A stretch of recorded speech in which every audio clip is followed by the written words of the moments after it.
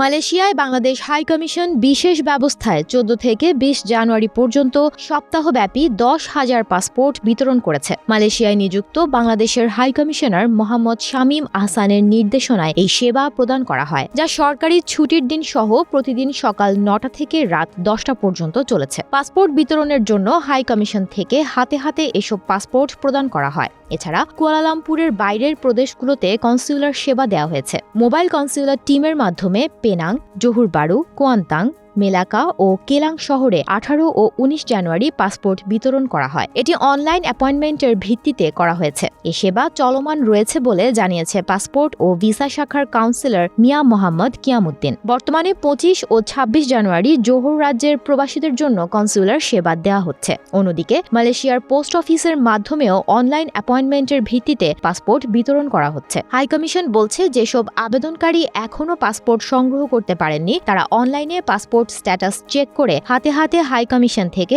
অথবা মালয়েশিয়ার নির্ধারিত পোস্ট অফিসের মাধ্যমে অ্যাপয়েন্টমেন্ট নিয়ে পাসপোর্ট সংগ্রহ করতে পারবেন। পাসপোর্ট সেবায় মোবাইল কনস্যুলার টিমে উপস্থিত ছিলেন মিয়া মোহাম্মদ কিয়ামুদ্দিন, পাসপোর্ট ও visa counsellor ASM Zahidur Rahman, প্রথম সচিব AHM হাবিবুর রহমান ভূঁইয়া, হাইকমিশনারের ব্যক্তিগত কর্মকর্তা দেওয়ান আকলিমা, প্রশাসনিক কর্মকর্তা মোহাম্মদ এমদাদ হোসেন চৌধুরী, পাসপোর্ট ও ভিসা হিসাবরক্ষক মোহাম্মদ মাসুম হোসেন, কনস্যুলার সহকারী মোহাম্মদ রেজওয়ান আহমেদ, মোহাম্মদ রেজাউল করিম এবং সাইফুল ইসলাম তালুকদার।